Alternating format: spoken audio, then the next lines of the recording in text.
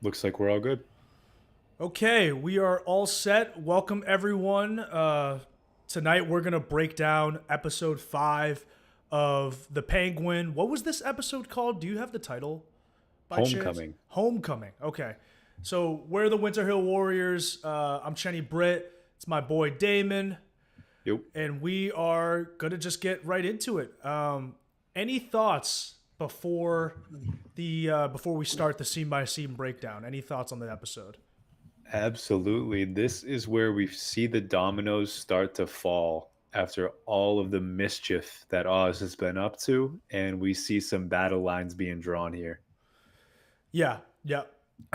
There were overall really good episode. There was a little bit of cheese involved, which I'll bring up. I want to see if you agree, but yeah, let's get into it. So we start off the episode with remember we ended episode 4 with Nadia ambushing Oz and what's her face or no, that was actually episode 3. So last episode was just basically all of Sophia's backstory. So now we cut to what's going on right now, and this is moments after Oz was saved by Vic when Nadia held him and was ambushing him, or maybe it's a few days after. Actually, I don't know if it's right after, but either way, they torched the Maz, right? So they Yeah. torched the Maserati, and the entire time Vic's kind of apologizing to Oz, like, "I'm sorry, man. Like, I should have, been on your side. I shouldn't have left you, all that stuff." Uh, but Oz doesn't give a fuck. Oz is like, dude, you came back. That's all that matters. Doesn't matter. So I don't care about the Maz. You came back. You did great. And let's go get ourselves some fucking respect. And at this moment, Oz's other goons pull up, and they all work under the Falcone family by extension. Also, I'm just gonna amend this. I was previously calling it Falcone. I think it's called Falcone. They're pronouncing it Falcone in the fucking show, so I'm gonna call it Falcone. I just don't care. Okay, the Falcons. But yeah, so these goons work for the Falcons, but they report directly to Oz, and Oz tells them, "Look, we're fuck the previous regime. We're gonna do our own thing, and the only issue is that the Maronis, they took our stash of mushrooms when they ambushed us, so we got to get them back. And this is how we're going to get it back. We're going to basically kidnap the son of Sal Maroni. Also, this was the first time, Damon, since you and I didn't read the comics, that I found out that Nadia is actually Sal Maroni's wife. So the Maronis are Italian and Persian, and the son's name is Taj Maroni. Yes. Yeah, so we see that Taj Maroni is actually posting on TikTok, which it's so funny that Oz has TikTok. He says, "Look, we're gonna grab Taj Maroni." He posts on TikTok.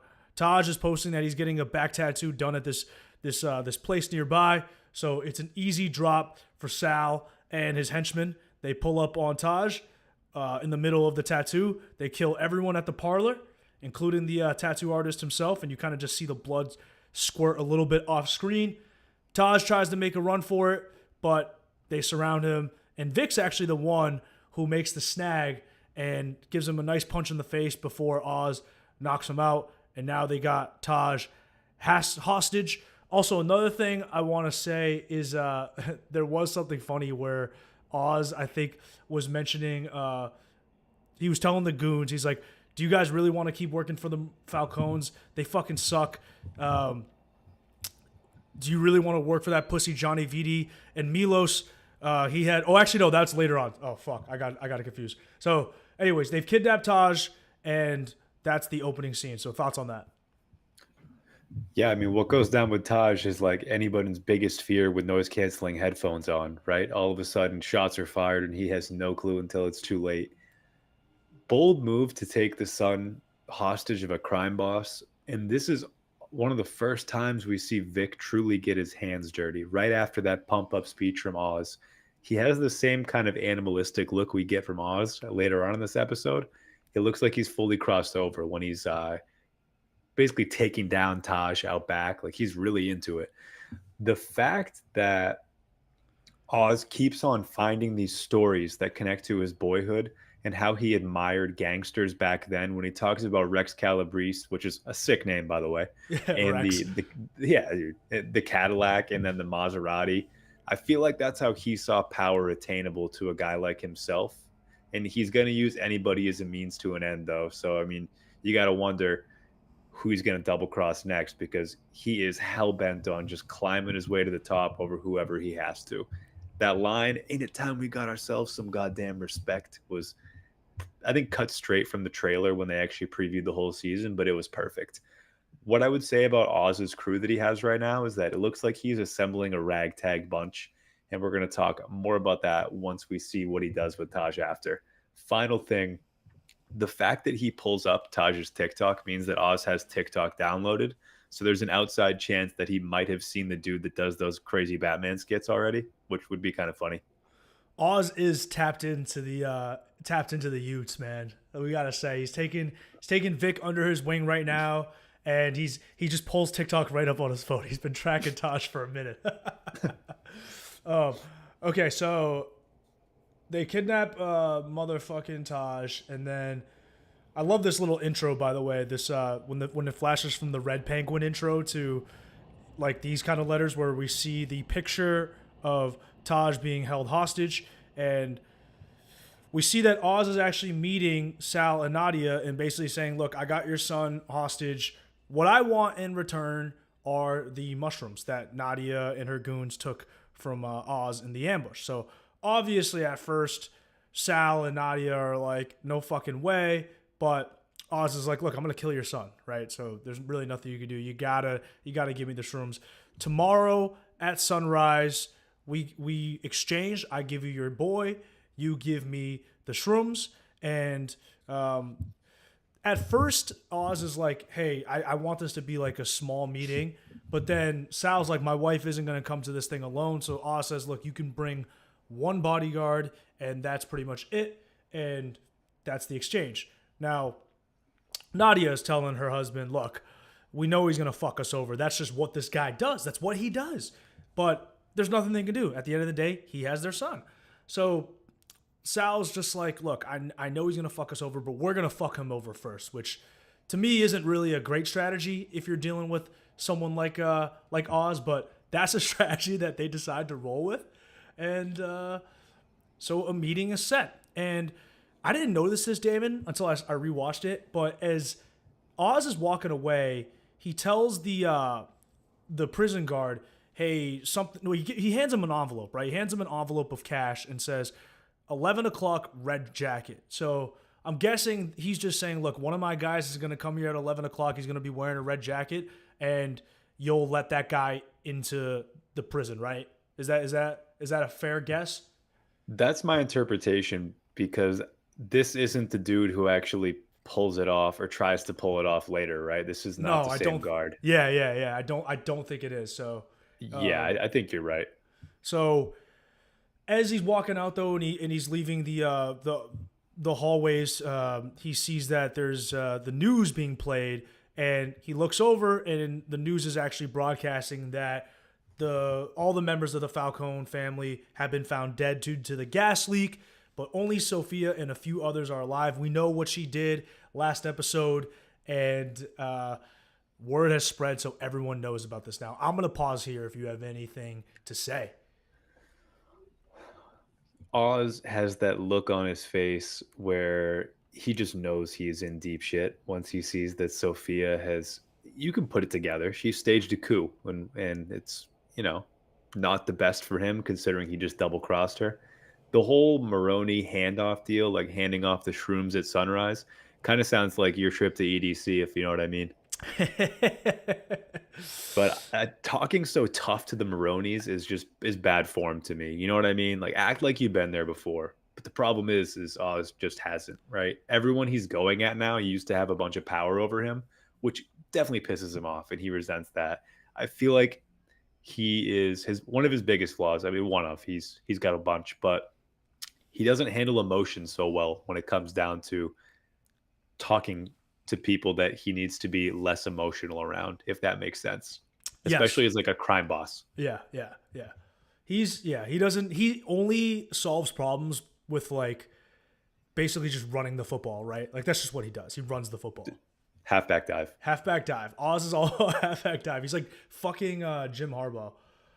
Okay, let's keep going. I can't believe I shouted that man out. But all right, so now we cut over to Sofia's point of view. Obviously, she's one of the lone survivors, so we see all of the medics and all that are outside. They're casing the scene. The bodies are getting wrapped up. This part's particularly sad. Little Gia is being sent to the Brookside Children's Home. And I'd have to imagine that at some point Sofia's going to find a way to become Gia's guardian. Or maybe not. Maybe not. But Sofia doesn't strike me as the type that's going to punish Gia for something that her mom did.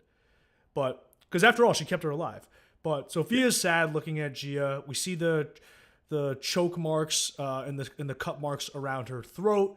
Very, very gruesome. But then the chief of Gotham City PD, his name is Chief Bock, pulls up. I love this dude's high-pitched voice. There's something about it. You know how like people always say, Damon, they'll be like, yeah, you know, if you have like a low-pitched voice or a deeper voice, that shit's like sexy or whatever, like it stands out. This dude's high-pitched voice, for me, I don't know why, there was just aura involved in just how fucking distinct his voice was.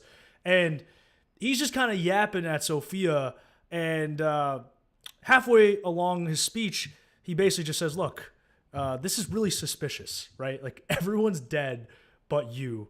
And this is all part of the Falcone family. Come on, like, you think I'm fucking stupid.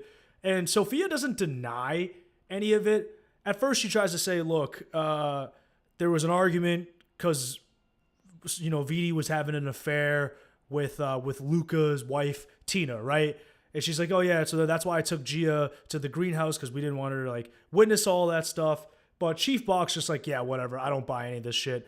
Your entire crime family dies, and you're the only one left, along with maybe Johnny Viti, who we don't know where he's at right now. This just seems very suspicious to me. And then Sofia just kind of calls him out and just says, look, you and your officers were getting paid off before, right? And sometimes they were kind of giving up, like, stories to the press for money.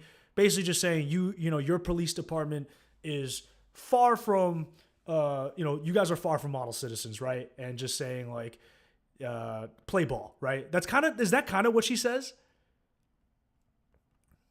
Yeah, that's basically what she's getting at. He is really just happy that the family is almost wiped out and doesn't really want to poke it any further. Yeah, okay. So so it's implied that, like, they're not the most by the book PD, but at the same time, yeah, like you said, he mentions that, hey, we're just trying to keep the streets of Gotham clean. So he is reveling a bit in the death of Luca and the rest of the family. Either way, he just says, look, you hear from Viti, you know, you hit my number. Otherwise, like, sorry for your situation. And he kind of just leaves. And he kind of sneers at her before he leaves. It's very, very interesting. Like, he is not intimidated by her at all, but he doesn't want to cause any problems right now. So that's kind of that. And then we see that Sofia has Viti held. What is this? Like a dungeon basement, like the well or something? What the fuck is this room, man? Yeah, so this is, to me, I forget what the room is called, but it's where you hold the dead bodies, like a mausoleum almost. Mausoleum. Yeah, I'm pretty sure that that's where some of the Falcone bodies are being held, and that's like where they're buried. So I think it's just a poorly ventilated mausoleum. It looks just kind of dirty and wet and cold. Yeah. So Viti is getting held as prisoner there. Sofia's got him chained up to this little furnace type of structure, and he's obviously starting to freeze. It's really cold out, and all Sofia wants to know is where this untraceable stash of cash is. So she knows that her father, Carmine, kept a huge stash of cash in case of any types of emergencies. And Sofia knows that Viti knows, because Viti is Carmine's underboss. Viti won't give it up, and because he says, look, the second I tell you where this cash is, you're going to fucking kill me. Which he has a good point. So he's just like, just kill me already. But she says, you know what? I'm not going to do that. Instead, she pours this cold water on Viti, and combined with the fact that it's already cold out. It's looking like early winter. Oh yeah, no, we know what day it is. It's like mid-November at this point, right? So we're kind of heading into early winter. It is not going to be a good fucking time for Johnny Viti. So I'm gonna pause there. Nope. The tables have really turned on him after talking tough and blatantly disrespectfully to Sophia for a couple episodes now. She is more than in the driver's seat on this one. I thought that the energy that Sophia brought to the entire interaction with Bach was perfect too. Like you were and like kind of hinting that they were both just feeling each other out, but were each not really giving much ground. The line where she says, you guys are just kind of worried about your lost kickbacks now that the family's gone was definitely a killer because we know that the Falcons had some pull within Gotham PD. Um, Bach thinks he can see through all this, but at the same time, like you said, all the dead Falcons are just more of a victory lap for him. Johnny Viti is the missing piece, though. He really can't be running around because he has all the info on Sophia. Sophia is just gonna kind of like feel out where his use is, if that makes sense, because you know this is right where she kind of wanted him. There's a reason that she kept him alive, and we're gonna find out what it is. Yeah, and I just want to say one thing about Bach. It's yeah, like with these types of kickback situations, if you're Bach and you're working for the Gotham PD, obviously, even if you're an upstanding citizen, you know that if Carmine comes to you with something and you don't play ball and take the kickback, they might just kill you. So it's one of those things where you might take the bribe but not be happy about it because you know you're just a fucking slave. I don't know why I said it that way, but you catch my point. Sorry. So let's keep going. So Sophia's torturing Johnny, and then right after this, we then cut to Eve's apartment because this is where Oz decided to bring Taj Maroni and his goons and Vic over to, and everyone is in the living room just watching the news continue to cover the death of the Falcone family, and Oz is getting yelled at by Eve because she's like, "What the fuck? You're putting me in a terrible position. You got a Maroni in my fucking house. Me and all my girls are now on Sophia's radar. You're at war with everyone. Like, you're really putting me in a bad spot. Like, you're screwing me over here." And Oz is just like, "Look, I'll clean it up. I'll fix it. Just trust me. I got a plan. And he doesn't sound very convincing to Eve. But then Oz comes back out to the living room, and he's pissed that everyone is watching the news about like the Falcone family death, and he feels zero sympathy. He's just like the entire time he's like fuck them, like they should have died anyways, right? Like I don't care. and okay, this is when he goes off on all of them. He's like, Viti's the fucking skinny pussy, right? He calls Viti a skinny pussy. He says they were never friends of ours, right? They never made any of us. And Luca Falcone didn't know any of your fucking names. And that skinny little pussy, Johnny Viti, that's all he says. And then about Milos, he says... That's Milos is tough. That's a tough one. Milos is tough. He goes, Milos guy wore lifts in his shoes. We all knew it. And it cuts to Vic kind of cracking a smile. I love how that's all he says. He's like, yeah, Milos fucking, he wore fucking lifts in his shoes. What more do you want me to say? Would you trust a guy with lifts in his shoes? No. No, it's just like it's a weird thing to do, you know? Like, yeah, it is kind of weird. If you're short, just own it. You just gotta own it. So Oz is like, look, Sophia did us a favor because that family's out of the picture right now. Now, I think at this point, I was really surprised when he said that because it's like, dude, they're not done yet.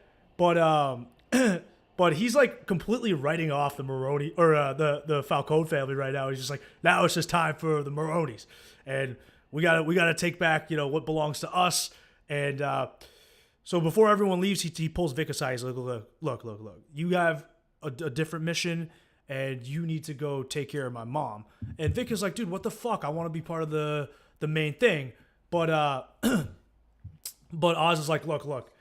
The main thing in terms of taking care of my mom is the most important thing because she's the most important person to me, and you're the only one I can trust to handle this. So you got to go do it. So Oz means this, and Vic understands. He's like, okay, I'll go take care of her.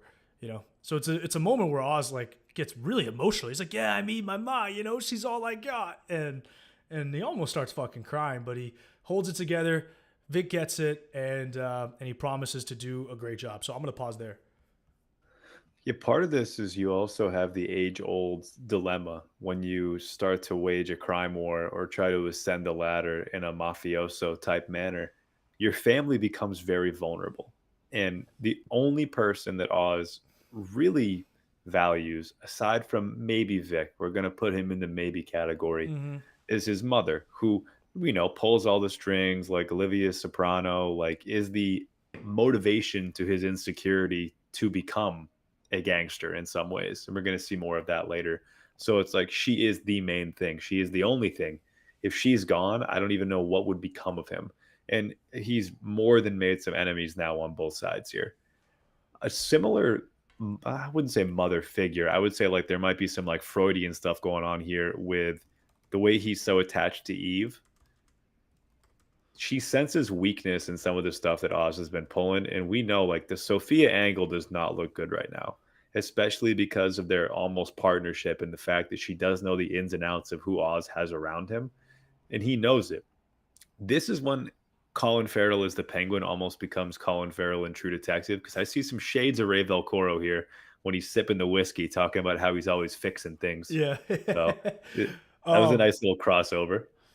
Compadre put in the chat, could something happen to the mom later in the show? I think we're gonna touch on that, especially when we jump to the point when they're in Crown Point, right? Yes, we'll definitely loop that back in, but that's a good call from the chat. And then finally, like, Oz's signature line is he just loves to pick at the underdog angle. Yeah. And that's how he's trying to rally everybody else because that's what he is. He says it a lot. We're going to see if it wears thin eventually because right now he has a crew behind him. But when you look at a leader, is Oz really a leader? That's what I would question these guys with. Yeah.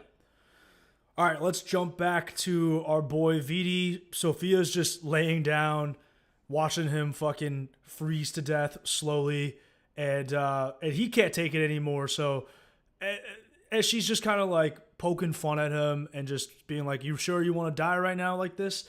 Viti starts talking about Sophia's mom. So Sophia's mom, we know her name was Isabella, but what we didn't know until this episode is that Viti's actually cousins with Sophia's mom, and he knew about Sophia's mom and Carmine's relationship. So he tells Sophia, "Look, your mom Isabella was gonna leave Carmine on the night that he killed her. So Viti knows that Carmine killed Isabella, and he tells Sophia, "Look, I'm also the one who first introduced them. So it's my fault that she even got involved with Carmine, but Isabella was extremely beautiful. So the second Carmine saw her, he was all about it. And, he feels guilty, but at the end of the day, he still worked as underboss for Carmine for all of those years. But what he tells Sophia as well is he also says, and like he kind of was blaming her and Alberto for this, but he basically says, look, if Isabella never had kids, she would have escaped from Carmine way before, right? And he also says he was helping Isabella escape. So like he loved her dearly. He tried to set things in motion to help her escape, but because she had kids with Carmine, it was just really difficult for her to escape. And he looks over at Sophia and he's just like, dude, if she never had kids, your mom would have been fine. So maybe that holds. Maybe that is a little bit why he resents Sophia, it seems. But what's done is done. He chose his path. Carmine chose his path, and that's that. Now I thought that Sophia was gonna kill him at this point, but he then makes one last appeal to Sophia. He's like, look, keep me alive. You're gonna fucking need me, even though you're dangerous, you still need respect, right? Like it's not about money, it's about respect. So you're gonna need me in the picture right now. And she seems to agree. So thoughts on that scene right there? I think it makes sense given what we know about the characters. Like you said, he took a very interesting angle, the way he came through more of a sympathetic side here. Huge switch up from him, considering how he regarded Sophia previously. But I like what you said about the resentment perhaps being tied to the fact that Sophia was partially the reason that her mom had to stay. Learning more about her is cool too. It lets us know more about who Sophia might aspire to be. And then Johnny falling in line makes too much sense because he is a career number two, right? Not everybody can be LeBron. Not everybody can be MJ. Like, we need Kyrie's, we need Scottie Pippins out there. It would make sense for him to fall back here because he can easily fill the same role that he always has in the new organization. Yeah, I like that about him being a career number two. That is true. It's tough. It's tough to just Doesn't have it. acknowledge that, but sometimes you got to be the supporting player. Okay. So we then see Vic. He pulls up to Mrs. Francis Cobb's place. So this is Oz's mom, and the place is an absolute shambles. She's having another one of her episodes, and the place is like what 30 minutes away from actually catching on fire because she leaves Yeah, the electric. it's close. Yeah, she's got the stove on. She's got papers and stuff like that on the stove. So it's about to catch fire, and Vic comes in just in time, kind of turns everything off, shuts the fridge, and he goes in the bedroom and he sees Mrs. Cobb. And at first, she's having an episode and mistaking Vic for Oz. But then when Vic tells her, "Look, I'm Vic. I work with Oz," she kind of snaps right out of it. Is like, "Yeah, I know that." So maybe she's kind of playing into this fantasy sometimes. It seems like she's a little bit more coherent than people might realize. Yeah, based on like her facial expression, like honestly, when she's happy, I feel like she's back in that delusional zone, and when she's pissed, she's actually taking in reality. Yeah. Compadre says, "Is Squid the bald guy Vic told Oz's mom not to look at?" Yes. Yes. I can't wait till Yes. we get to that scene. But yeah, so Vic's just like, "Yeah, I'm here to take care of you." And then Francis is like, What's my son doing that he won't take care of me and he's sending you over?" And Vic tells her, "Look, Oz killed the Falcones, right?" Or I don't know if he tells him this at this point, but he says Oz is making a move against the Maronis. But Francis is like, out of nowhere, she just goes, "Yeah, the Maronis are small fries. It's really the Falcons that are the bigger fish." And then, yeah, I think Vic does tell her, he lies to her and says Oz killed all the Falcons. And Yep. at first, she doesn't believe it, but then Vic says, yeah, no, he actually did it. And then she seems really proud of her son. And she's like, cool, he's going to need me. He's finally making his move, and he's going to need my help then, right? So this lady is fucking nuts in more ways than one, man. Yeah, it's like that's the only time that she's happy or hyped up is when she knows her son is on a murderous rampage. Yeah. Vic is trying to win those brownie points for Oz too, especially after he saw how Eve reacted to what Oz was saying earlier. He really wanted somebody to give him some credit, especially because he knows how much Oz's mom means to him. So the approval from Oz's mom would mean a ton for Oz too. My main episode note when we got into this scene was things are not going well here. Looks Yeah, like no. this she's she definitely needs some caretaking. It's clear that she still has some resentment towards Oz as well. And we're going to get a little more into that later in the episode. But I thought this was a really important episode for fleshing out her character because we really only knew, like, we didn't really know anything else about the family background. We just knew about the dementia and we knew that she's a bit psychopathic herself. But we find out some more important stuff later on. Yeah. So this next scene is pretty quick, but it's very important. It's the attack on Sal Maroni. It is one of Oz's goons, Mikey. I think he's mentioned in like episode 2 or so. No, it might be episode 1 actually. But we see him in the factory. But Mikey gets inside the jail and he tries to stab up Sal Maroni, but Maroni's a big guy, so we do not see him die. We see him kind of engaged in the fight. And then at the same time this is going on, Oz is pulling up to meet with Nadia, and Oz rolls with, I think, just one goon. His name is Bruno. This guy's fucking elite, by the way. Elite. Absolutely elite. Yep. But it's just, yeah, did you want to say anything about that before I get to the scene? Dude, he earns his paycheck and more. Yeah, this guy is elite. He is such an elite henchman. But either way, Oz and Bruno pull up, and it's just Nadia and I think one guard. And Nadia's like, "Where's my son?" And Oz is like, look, I got him here. And we see that Taj is, his mouth is taped shut and he's drenched, right? Like at first I thought that was sweat, but he's drenched with something Nadia doesn't know what it is, but she sees that her son is beat up, and she's very, very concerned. And she's like, what have you done to him? Let me hear him talk. And Oz is like, I didn't do anything to him, and also he won't shut up, so we're not going to remove the tape yet. So that part is very, very, very important because Taj can't say anything to Nadia, so he can't warn her about what's about to happen. And we see Bruno over here. He's just kind of like taking a look, making sure everything's okay. So then the deal is Bruno goes and checks the product, checks all of the mushrooms to see if they look good. And if they look good, then they'll send Taj over. So these kind of deals, like I've always pictured how it would go in real life. I got to talk to some of my buddies who who may or may not have been involved in some shit in the past. Just be like, who blinks first? Like who hands over what first, right? I've always been curious about that. But either way, so Bruno checks the mushrooms. They look all good from here. And then Oz is like, all right, I'm gonna send Taj over. Sends Taj over. The second Taj gets over to Nadia, the doors to the little warehouse factory shut. So it's an ambush. Clearly Nadia was not playing fair. And Oz right away is like, fuck. And we see these two guards pull up from like the second floor, right? And they start shooting at Oz. And credit to Bruno for thinking fast. He immediately recognizes the situation, attacks the one guard that was present, that was checking Bruno for weapons, and subdues him, takes his fucking gun, starts shooting at the guards up top. Oz is able to take out one of the guards coming from, I think, coming from the back.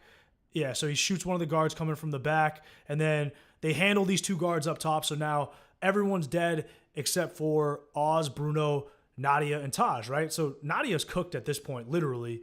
And we see that Oz recognizes everything that went down. He lights he turns on this like Zippo lighter, right?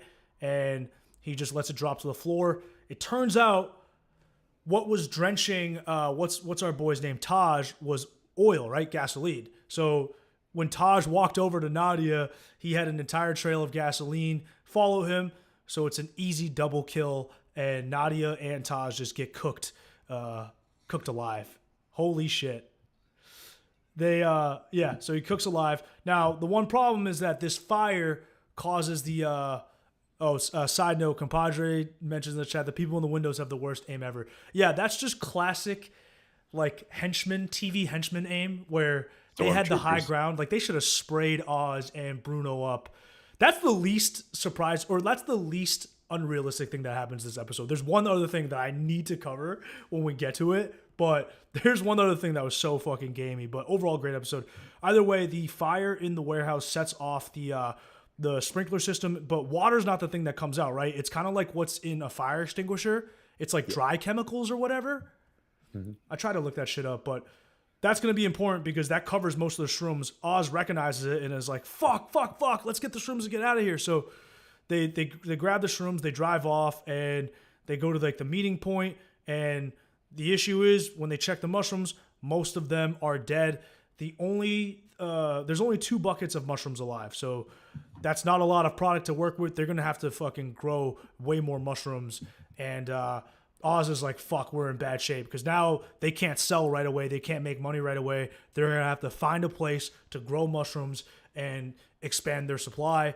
And at this point now, he also gets a call from Sal, right? So at first he thinks it's Mikey, but it's actually Sal on the other line. And it turns out that Sal was able to fight off Mikey in the attempted murder. And then he says, I never could have busted out without Mikey giving me the keys, right?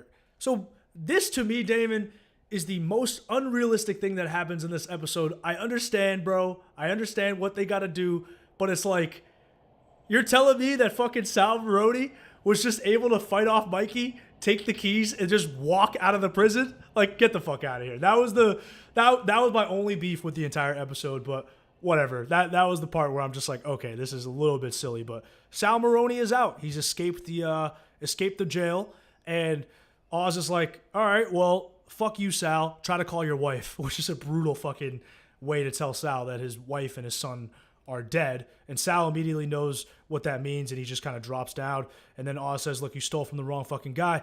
At this point, though, Oz's plan is going awry. He doesn't have any product, and Sal Maroni is still alive, so he's in bad shape. he panics and he calls Vic just to make sure that his mom is okay. And Vic is kind of stuttering, and Oz has no patience with Vic. And but Vic finally is able to get it out and says, "Hey, look, your mom's fine. She's sleeping. She's sleeping." And then Oz says, "Okay, like you can't stay there anymore. Take my mom. Go somewhere where no one is going to expect you to be." And that's pretty much it. So I'm going to pause there. Yeah, he is an important chess piece to be back on the board in Maroni, but him getting out of the prison was even more unrealistic. Like people have issues with The Dark Knight Rises where Bruce Wayne is all of a sudden out of the pit, spoiler alert, and then back in Gotham fighting crime pretty shortly after. But there's an easy answer for that. Dude's a billionaire, right? I'm sure he's got some resources somewhere, even with everything going on in the movie, where he could get back to Gotham just fine. This is crazy. This is like pure comic book esque. Like he was stabbed in the gut. He's doing very badly. Like he looks like he needs medical attention still. And he was able to seamlessly get out of the prison with just the keys, with no other guards seeing like Maroni, like the most notorious criminal you have in the prison, leading Yeah. the prison, the tall guy with the big beard and the long white hair who is Clancy Brown, like is a pretty recognizable dude. Yeah, this was Um ridiculous. kind of wild stuff. The moment when Oz actually pulls off this handoff, though, I think this is the precise moment to me where I am reminded that Oz is in fact an evil dude at the end of the day. Like Yeah. this show has humanized him so well. Like he might be one of the most humanized villains we've seen in a long time in TV, but he's just a bad guy, right? He's living out this ultimate kingpin fantasy, and he feels like he's got license to just pull off shit like this. But the look in his eyes when he lights that is just animalistic. The way that he's like taking joy in what he's pulling off right now. Pretty insidious stuff going on here for him.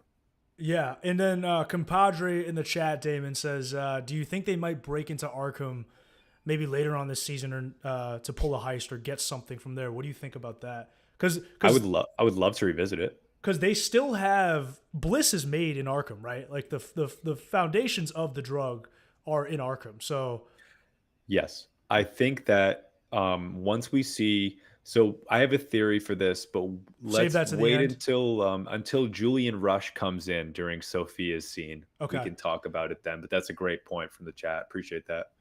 Okay, so we jump to the next scene, and actually, we're gonna see Rush in this scene. So Sophia's kind of chilling. She's running the manor now, the estate. Rush pulls up and is just like, "You know what? I'll fucking suck your toes." That's like the gist of basically what this entire Yeah. interaction is, right? Rush is like, "Yeah, you clocked me pretty hard last episode when you said that I really miss like having control over you, but it's actually not control. I just this part gets kind of sexual. I'm not gonna lie." He's like, "But it's not the control I miss. It's the release. Like when I saw the news and I saw that your family was dead, I knew that it was you." And obviously, Rush spent several years with Sophia, and so he knows about like all the trauma she's faced. So he knows that the rest of her family screwed her over and essentially deserved to die. But then Rush says, "Look, you did what you had to do. I can already see it, what it's given you, the release." And he goes, "And I like to feel that too with you." So he wants to feel a release with her as well. This is the most sexual fucking thing that I've heard this season, right? So he just looks over at her. He's just like, "Baby, you could dominate me." That's essentially what he says. And Sophia's like, she doesn't even give him a response. She just looks at him like he's dirt. And he's just like, "Yeah, I'd like to be a part of whatever is next if you'll have me." So Russ is playing off this dominatrix fucking angle with Sophia. She's definitely gonna end up pouring fucking candle wax on him at some point. So then we jump to the next scene where this is pretty cool. But Sophia walks in the meeting room and she's the boss now, and she's kept Viti alive. And Viti's like, "Everyone, shut the fuck up. The lady's got something to say."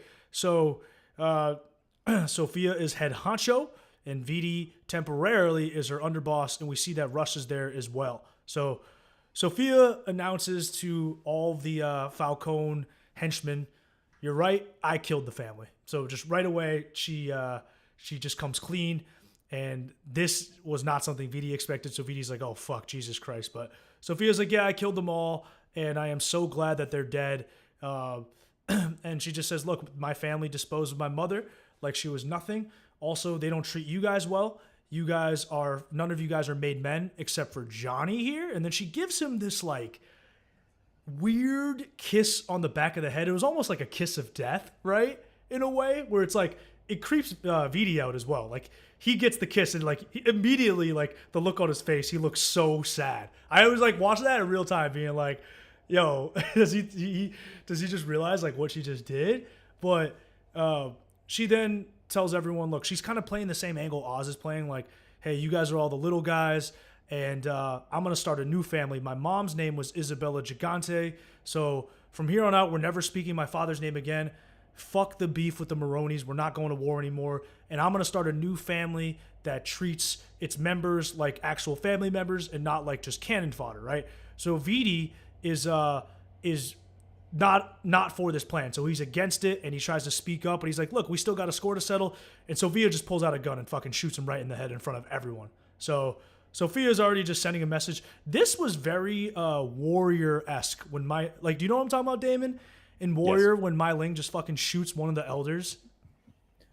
Yeah, this was her forceful point of saying, I am here. This is my first big move. I already have your respect. And now I'm going to show you that nobody steps to me. Yep. And so right after this visual is awesome too. So blood's pouring out on the table, and Viti's dead as fuck. Everyone's just like what the fuck? And Sophia then pulls out a giant duffel bag filled with cash. There's got to be millions in there. There's got to be millions in there because I think one band or like one rubber band of cash could be like up to 10 stacks maybe. So there's like millions of dollars in there. This is the stash of untraceable cash that fucking Carmine kept around, and she tells them, "Look, you guys did all the dirty work, and my father and the others like Johnny Viti kept it for themselves. If you join me, it's gonna be a new family, the Gigante family, and you guys are all gonna be paid what you're worth." And she dumps the cash on the table with blood all over the cash, and they all go to grab it, almost like fucking hyenas, right? It's a fresh meat, and now we see Rush. Rush just has like a fucking boner right now. But that ends the scene, and Sophia is now running a new family, the Gigante family. What do you think about all that? This to me was the most important scene of the episode. I think that the opening lines that she gives out, she just spells it out. I gassed the family. I killed them all. And I'm so glad that they're all dead. That was like a jaw dropping moment. The shooting of Johnny is perfect after she trashes the family and how they're a disloyal family and he is the last member of the family, especially because he tries to like go a different direction than her in front of everybody else. The way that I mean, she's already used up what he has to offer, right? He gets everybody to settle in when the meeting starts and then she says, I earn your respect. He has your respect. Now, like, I'm consolidating all power. He's gone. The bloodstained cash was a symbol in itself. Like you said, like hyenas, like they're animals on this pile of cash. You got to be wary, though, having a crew that's just really after the money in terms of whatever it's going to take because they can be easily swayed away from you.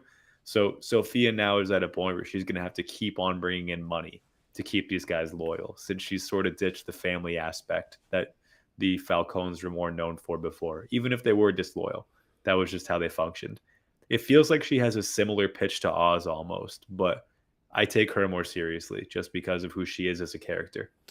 Do you think she was gonna kill Viti no matter what, or do you think she was just basically like, just give me any reason and I'll do it on the I spot? personally, yeah, I personally think that she was going to kill him very shortly because she still did not mess with that dude. And even when he brought up the stuff about her mom, she wasn't totally buying like all of it is totally sincere. It was more like a desperate attempt for an animal to free itself from a trap. So I think that she was going to kill him eventually. That was just the perfect time to do it because it was a win-win. Okay. In terms of the bliss thing though, Sophia doesn't have any product anymore. I would wager, especially with Julian Rush coming on, there's a reason that he came back to it, right? We can assume that he still knows the ins and outs of Arkham. She is probably going to use him to get back into Arkham to get more product because now she has no product to clone or anything. So she has to start from scratch, and that feels like the perfect fit. I love that fucking theory. Absolute fire. All right, let's jump to Crown Point. This is where Vic decides to take Oz's mom. It's a pretty good spot to go because this place was decimated by the Riddler's attack. So not many people are going to be coming here. It's mostly just the residents all trying to get out. And the second he pulls up here, Oz's mom is like, all right, we're in a shithole place that's been destroyed. Clearly my boy is not very successful right now with what he wants to do. But Vic recognizes fucking Squid. So Squid is the local drug dealer in the area. We heard about Squid in was it episode 2? Yeah, it was episode 2 when Vic had his flashback, right? So Squid is a bad dude. He runs the drops distribution in the area, and he's got his guys going through all of the abandoned homes, like trying to find whatever they can of value and bringing it so they could sell it, maybe make some money. And Vic's like, fuck. He doesn't want to be seen by Squid. And he kind of tells he tells Oz's mom, like, okay, let's basically sneak over and not get spotted. I gotta say, when I was growing up, Damon, we had guys like this in my neighborhood, bro. Just like some older dudes who some of them were like their families were involved with selling some heroin. They were moving a ton of heroin out of my town, bro. And I'm telling you, David, anytime we saw them in the park, it was like, fuck, we just spotted them. And then they'd come up and say what's up to us, and we were so much younger. They'd bully us a little bit. They'd be like, you guys want to play basketball? It'd just be like a brutal game of basketball. So this just brought me back to when I was 11, 12 years old. But holy shit. Anyways, they almost make it without being spotted, right? So they go to Vic's friend's house, Calvin's apartment, and the apartment has now been condemned, so no one's in it. And they sneak in, but at the last minute, Vic turns around and catches them sneaking in, and he doesn't do anything, but he just keeps it in mind. I think we both know where this is going. Maybe I'll keep it for the end of the episode, but it seems pretty clear what has to go down. But let me just take a break here. Yeah, whenever a show brings in a random side character that's well written, and I think the Penguin certainly qualifies as a well written show, they don't just waste character intros like that. The fact that we focused on him so much in Vic's origin story episode means, he's a guy that we're going to see again at some point. The idea of bringing his mother back to Crown Point is loaded because Vic is returning to the place that he essentially fled from, if we're being real. Like, he has avoided going back to Crown Point at all costs ever since he and Oz linked up. It's not really a fond topic for him in a way where he wants to go revisit it. He's still not sure. There's no confirmed thing as to what happened to his entire family. We assume they're dead because of what we saw, but you never know what could pop up. And I think that really ties in especially well to like the idea of like the homecoming, right? Yeah, that's a good point. Yeah. And is this, have they said the line, it takes everything from you? I think she said it, right? Maybe not yet. Maybe it's not said until Oz pulls up. Maybe it's not till Oz pulls up. Yeah, maybe. But it's, at some point there's an idea like Oz's mom recognizes this is where she grew up with Oz and Oz's brothers, etc. And there is that line eventually, but it takes everything from you. Where like this is not the place that is considered up and coming in Gotham, and it's got a lot of dark remnants and memories for a lot of our central characters, especially in Oz's crew. Let's touch on this one right now. Compadre says, in the future, could Vic be the one that stands up to Squid if it happens, right? So I think this is where it's going, right? Like, Vic's gonna have to kill Squid. That's my prediction. Is he's gonna have to take Squid's life, because Squid is definitely gonna play some sort of kidnap angle with the mom. That's my guess. He knows where she's going, right? And he doesn't know who that is, but he just knows that if Vic is sneaking around with this lady who he's never seen before, this white lady, right? Then something must be up. So Squid just knows like there's something there. Maybe I can hold her hostage have some ransom, whatever. So yeah, that would be my guess where this is going. So Spot then, on. oh, actually they actually come inside and the apartment isn't too bad. And actually this is the one when she says, hey, this looks like the apartment I had with my boys growing up. I hate it here. And yep, this is when she says the line, it takes everything from you. So she's like, I hate the east side. I hate that I'm back here. It takes everything from you. Pretty tough scene. And then we jump over to Eve's apartment. Oz has pulled up and he's like, look, we gotta get out of here. We gotta go on the run. But Eve is like, look, I'm not going with you. And I don't like Oz flips out over this, but I don't blame her at all. Oz has been such a shitty fucking what is it, like boyfriend or whatever we want to call him, right? Like he just Yeah. has not been someone who's been a reliable person to know. So cannot blame Eve for being like, yo, I'm not fucking going with you. So Oz flips out. I thought he was gonna hit her, but he actually doesn't. He just kind of destroys some of her shit. But then Eve actually tells him, like, in a moment of rage where Oz is just like, I'm so fucking dumb. I'm such an idiot. I'm stupid.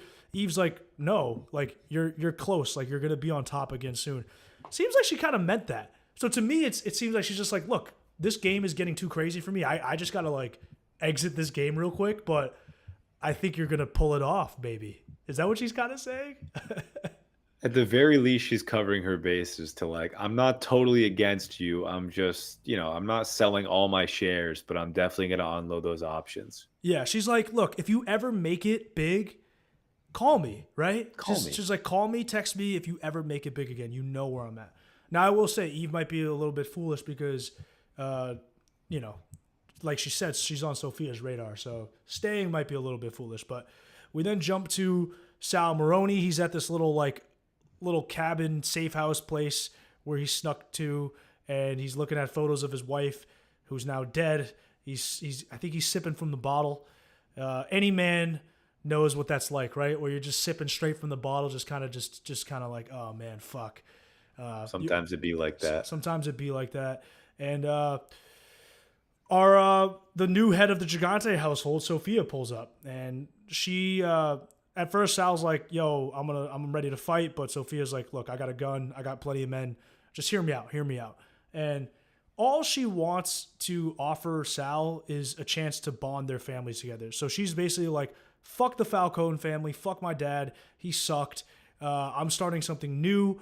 And I say, instead of fighting, which is what they all want us to do, let's bond together. And Sal's like, look, you Falcones each your own, us Maronis, we stuck together. So in a way, the Maronis, because they're not as ruthless as the Falcones, historically, the Falcones were the ones who were on top, but the Maronis were all about family. And to her credit, Sophia's like, yeah, you're right. The Maronis are way more of a family than we were. So I'm ditching what the Falcones were. Fuck that. And we're going to adopt more of your values. Let's join families. And this is such an interesting move by Sophia, but it is a very, very smart move. And she's like, my proposal is we end the war and we join the families and then we fucking kill Oz. We killed the fuck out of Oz, right? That's basically what she's saying. And then we take over the city. So we got to kill Oz to show everyone in the city that we're not fucking around. And then we're going to take over the city. It is also funny too, Damon, because lost in the shuffle of all of this is like Oz's name, even if it's not fully respected in the city, people know who he is because of what he's done. So, yeah. So family is what Compadre just put in the chat. Yeah, this is straight up Vin Diesel fucking Sopranos Godfather shit. It's all about the family now. What did you think about that and that angle of the truce? It was, what do they say in The Wire? My name rings out. I would say Oz's name rings out now. Like he's got some credibility to him, if only in the sense where like, what's that Jack Sparrow quote? Something something. Have you heard of me? And they're like, yeah, you're like the worst pirate on these. Like, oh, so you have heard of me? Yeah. Like Yeah. that's kind of he's like the bowling dude. Who do you think you are? I am. Love me or hate me, you watch. Yeah, That's yeah. basically Oz. That is Oz. But I think that the dual families after him is not ideal, especially because Maroni is out for absolute blood, and Sophia is just never going to forgive. I mean, he's now double crossed her two gigantic times. Yeah. Now that we know like her past with him as her driver and all, so she is definitely not going to stop until it's all done.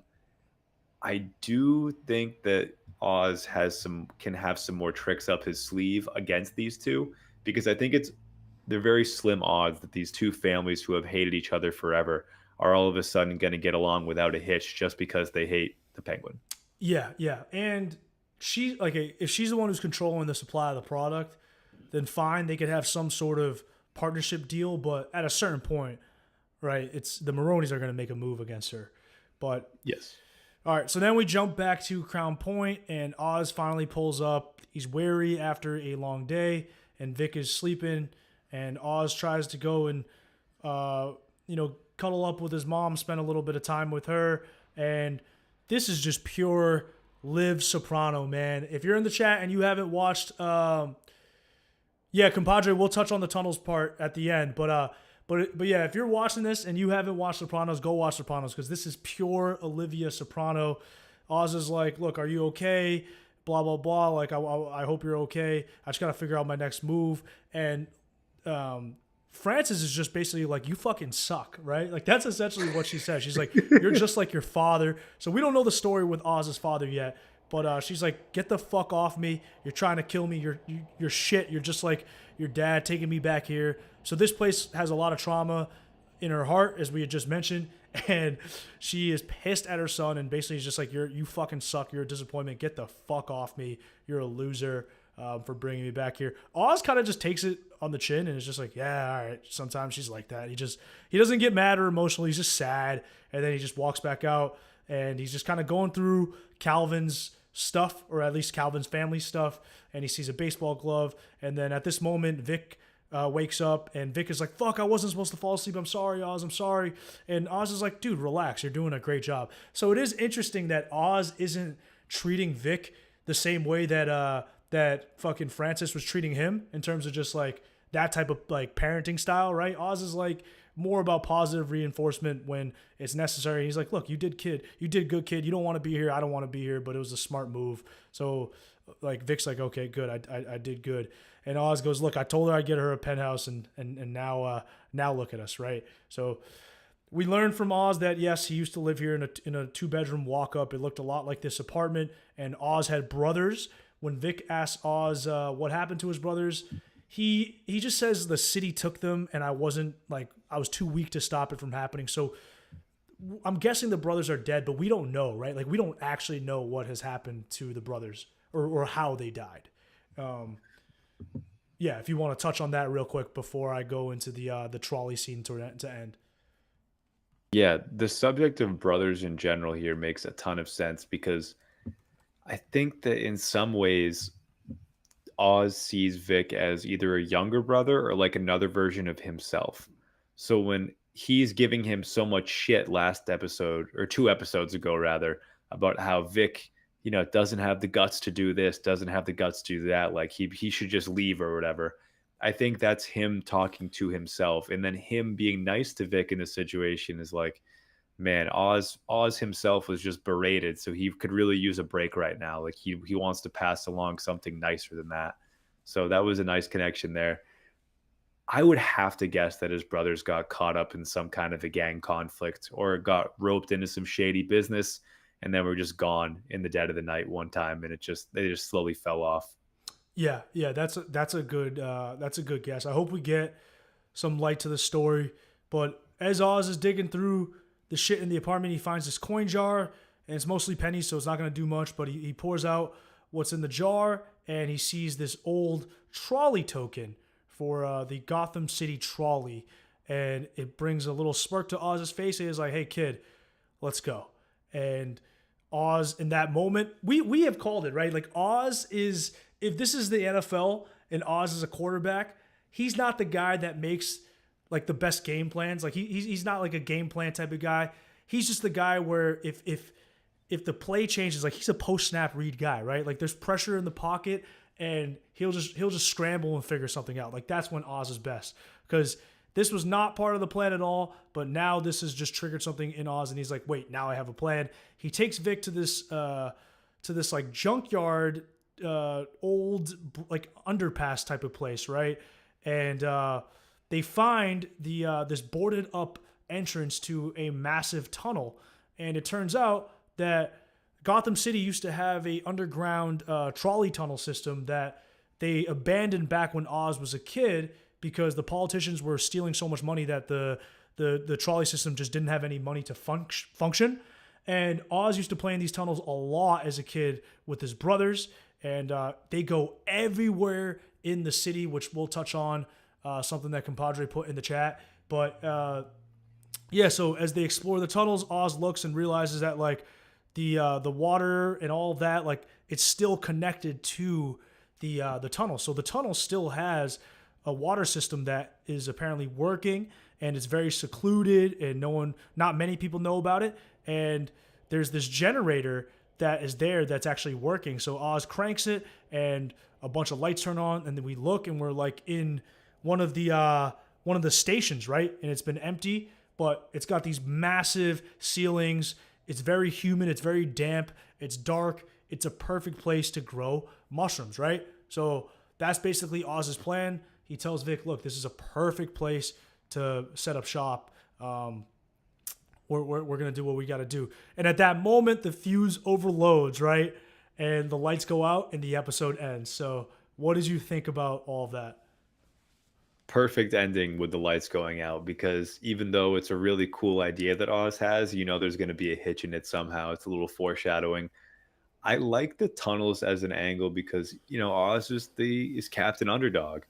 Not only is he going to recruit a ragtag bunch of dudes who are not recognized as made men to help catapult him into relevancy, he's going to grow his product underneath everyone's nose in the bombed out, burned out neighborhood that nobody ever liked from the beginning, inside of the tunnels and the trolleys that Gotham was literally too corrupt to keep working, right? And he's going back to his childhood knowledge to pull all of this off. It just combines everything that we know about Oz and just puts a bow on it perfectly. There's some huge potential for some beautiful shots here too. Yeah. I was thinking about remember the motorcycle shot in the beginning of the Batman? Yes, dude. Love that shot. Like with these tunnels and like the entering and the exiting of it, there's just such potential for the cinematography to take an even whole new level from here. Yeah, good point on the Batman too, because I think I was reading in the subreddit that they were like those were the same tunnels. So Compadre put in the chat, he's like, or he asked us, do you think he'll use the train tunnels to move around the city? I mean, I think definitely, right? But we know we're not going to get we're not going to see Bruce Wayne in this season. But that like if Wayne Tower in the Batcave is connected to that same tunnel network, like they could do some cool shit in future seasons if they want. Yeah. They can do some cool stuff. They can open up like a whole different avenue of like all of a sudden Oz's advantage is that he can be in two places at once. Yeah. You know what I'm saying? There is also some canon stuff with Penguin. In one iteration of his story, he was like raised in a sewer or born in a sewer. So like him and the underground usually are one and the same when it comes down to where he ends up doing his dealings, where he hides out, things like that. Yeah. All right. So episode's over. We're going to do two things. We're going to first talk about what we thought were like the most important moments in this episode, right? And then we'll touch on maybe some predictions that we have for episode 6. So sounds great. Yeah. So what do you think? Like, what do you have for like just notable scenes, stuff like that? The one that really stood out to me was Sofia consolidating all of her power with the Force, the killing of Johnny, the passing out of the money soaked in blood, and they were all just too eager to grab at it.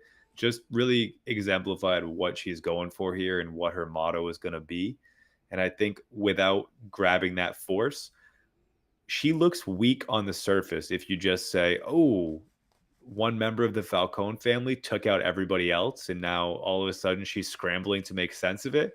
When she takes charge from this point of view, it's like, no, this was all very intentional. This was meant to be. You should fear me and respect me. You shouldn't try and take advantage of me now. Yeah, I like that. That's a good one. One I'm going to pick is like almost like a what if, like why, like Vic should have just waited till nighttime to pull up at Crown Point, because pulling up in the daytime and getting caught by Squid. Now, granted, he wasn't thinking that Squid was going to be there, but I just feel like he should have just been riding around Gotham until it was dark, and then it would have been way easier to sneak back into Crown Point. and not be seen, because this moment when Squid spots them is going to cause a lot of problems, and I think it's going to lead to and this will be my prediction part is Vic's going to have to be the one to kill Squid. It'll be his first non-desperate moment kill. Because like he's already caught a body when he saved Oz, but that was kind of like spur of the moment. You're a guy shooting at you. You could almost argue that was self-defense. I think this is the one, and I'm assuming he kills Squid, and that it's not Oz who kills Squid.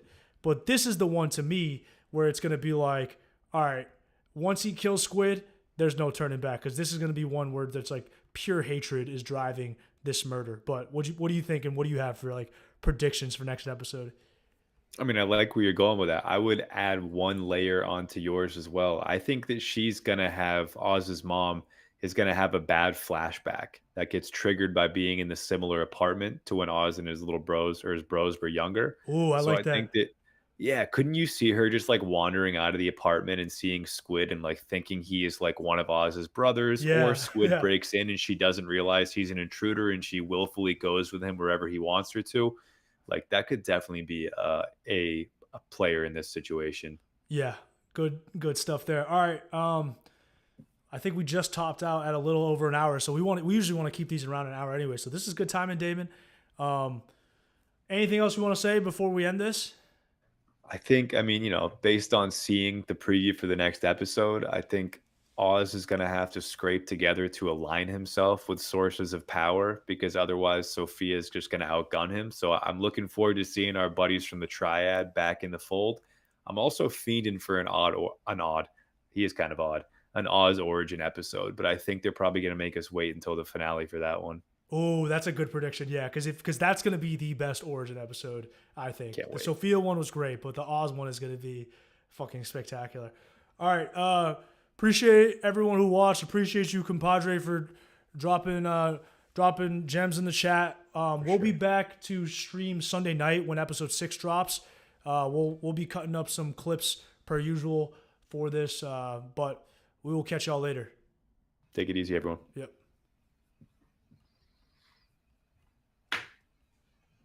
Nice. That was great. Yeah. What is it? 9? Is it 8 episodes or 9 this season? 8, right? I I think it's 8. Yeah,